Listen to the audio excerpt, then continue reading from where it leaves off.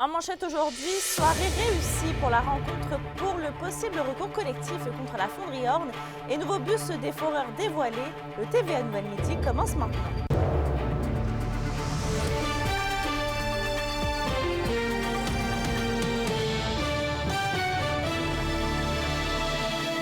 Bon midi tout le monde et bienvenue au TVA Nouvelle. Deux rencontres d'information ont lieu hier au sujet de la demande d'action collective contre la fonderie Orne et le gouvernement du Québec. Après la première séance d'information, Marie-Ève Maillet, étudiante en droit à l'école du barreau et initiatrice du recours collectif avec le cabinet Siskins Demel, est satisfaite de la rencontre. Pour elle, il était important de venir en personne afin que la population rouyn-norandienne puisse mettre un visage sur les personnes impliquées dans cette affaire. Marie-Ève Maillet a été impressionnée de la qualité d'écoute des gens dans la salle. Les gens étaient très sérieux, ils étaient soucieux de bien comprendre ce qui se passait, d'être en mesure de l'expliquer probablement autour d'eux, parce qu'on sent que, évidemment, c'est pas toute la population qui était là ce soir, mais on sent que les gens qui étaient là vont en parler autour d'eux également. C'est sûr qu'il y a des questions pour lesquelles les réponses sont moins le fun à entendre pour la part de la population, notamment les gens qui sont à l'extérieur là, du périmètre urbanisé de Rouyn-Noranda, les gens qui sont à l'extérieur du J9X, pour l'instant, ne sont pas inclus dans notre démarche d'action collective. Fait que ça, je comprends que pour les gens, c'est un peu plus difficile à comprendre. On reçoit le message, puis on va y réfléchir de notre côté. On va voir comment on peut tenir compte de ça pour la suite des choses. Et d'ailleurs, toujours dans le même dossier, les travaux étant déjà débutés depuis cet été, la modernisation de la fonderie Orne à Rouyn-Noranda amènera à terme des millions de dollars en retombées pour des entrepreneurs locaux. Et c'est le cas justement pour l'entreprise rouyn-norandienne Isis, qui détient actuellement un contrat. Rappelons que la Chambre de commerce et d'industrie de Rouyn-Noranda tenait un dîner-conférence avec des représentants du projet Aeris afin d'encourager le maillage entreprise selon les besoins du projet. Reportage complet d'Alexandre Cabana au TVA de 18h. J'ai commencé la partie civile du projet.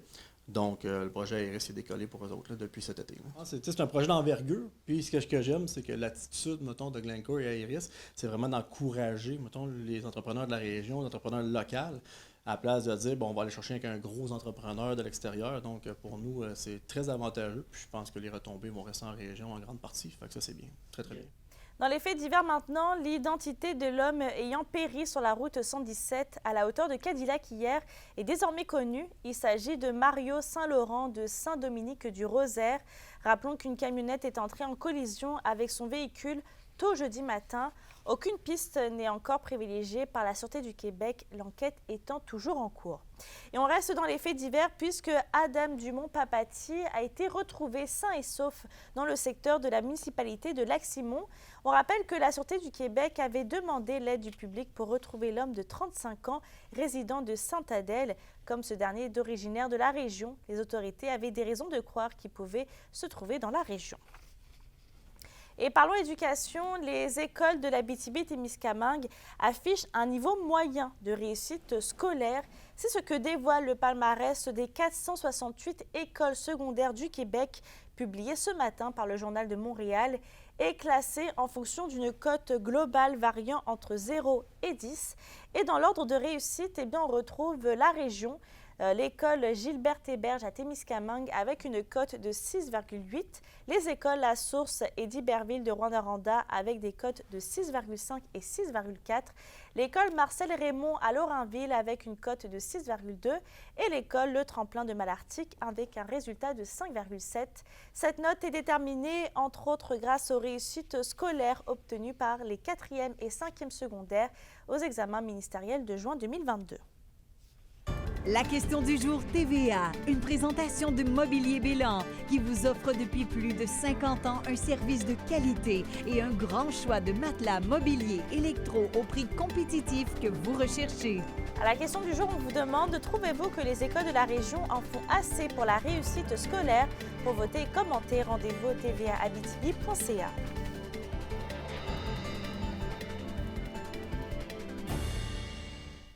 Sur un autre sujet, c'est aujourd'hui que se déroule la 80e édition du congrès de l'association forestière de l'Abitibi-Témiscamingue à Val-d'Or.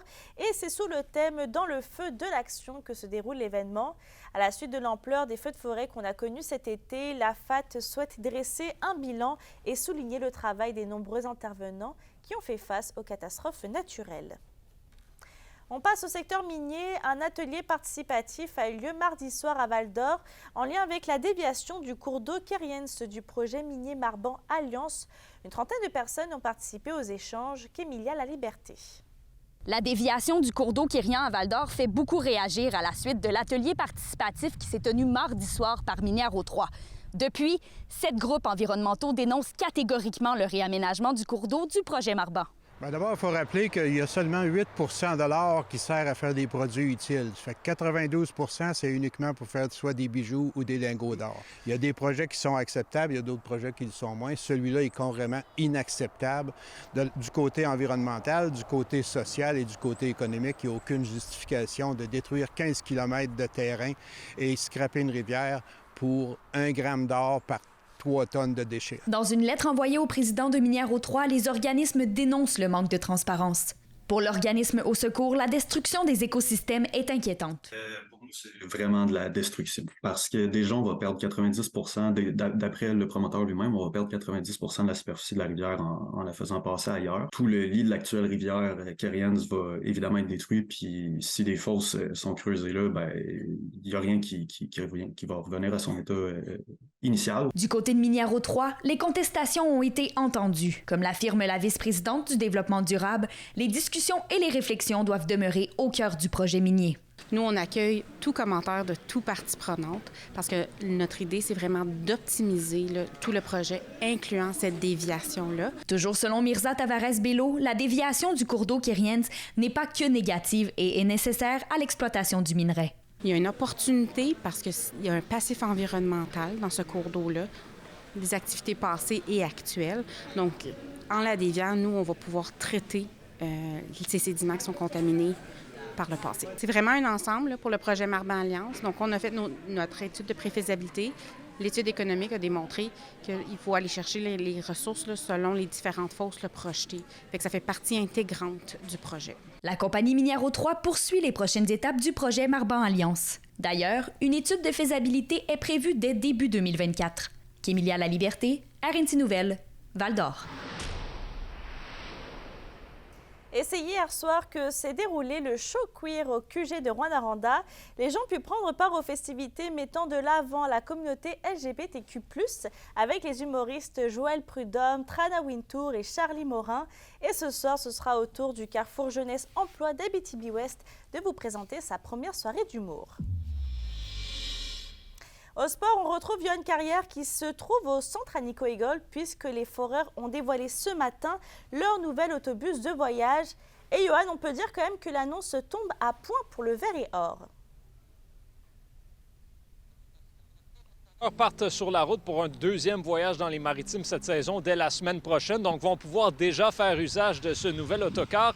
Bon, malheureusement, un problème technique nous empêche de vous présenter les images qu'on a pu prendre ce matin et l'autocar qui était stationné derrière nous a quitté il y a quelques minutes. Donc, malheureusement, on n'est pas en mesure de vous montrer des images pour l'instant. Vous pourrez aller consulter nos réseaux sociaux plus tard aujourd'hui pour en voir et on vous en présentera bien sûr au bulletin de ce soir. Nouvel autocar, dernier cri donc pour les foreurs de Val-d'Or, un modèle 2024. Bien sûr, le conduit et opéré par Autobus Maheu ici à Val-d'Or. Maxime Desruisseaux parlait d'un autocar qui va permettre surtout de s'adapter en fait à la réalité des joueurs qui sont également des étudiants qui vont pouvoir étudier à bord de l'autobus avec toutes les nouvelles technologies bien sûr et aussi d'un sentiment d'appartenance à cet autobus-là qui est, bon, il y a des logos des foreurs un petit peu partout, tant devant qu'à l'intérieur. Comme je vous disais, on vous revient ce soir avec plus d'images. Mais oui, et puis d'ailleurs, Johan, les foreurs vont être en action ce soir avant de partir sur la route.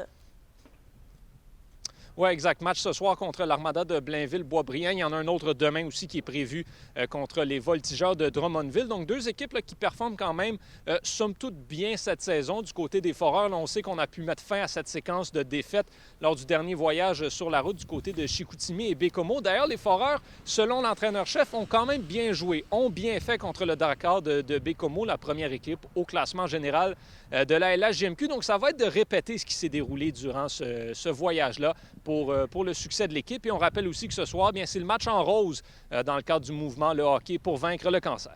Effectivement. D'ailleurs, on vous retrouve sur place au bulletin de ce soir. Merci, Johan. Merci à vous. Et on reste dans la LHJMQ puisque c'est aussi jour de match pour les Huskies de Rouyn-Noranda. C'est présenté ce soir à 19h à l'Arena Glencore et c'est un duel entre deux équipes du sommet au classement qui attend les spectateurs. Alors que les Voltigeurs de Drummondville débarquent à l'Arena Glencore, cette saison, la Meute présente une fiche d'une victoire, une défaite et une défaite en tir de barrage contre la troupe drummondvilloise. Pour une nouvelle importante à nous communiquer, contactez-nous nouvelles au pluriel à commercial-rncmedia.ca, par téléphone 1-866-463-4636 et notre site web tvaabitibi.ca.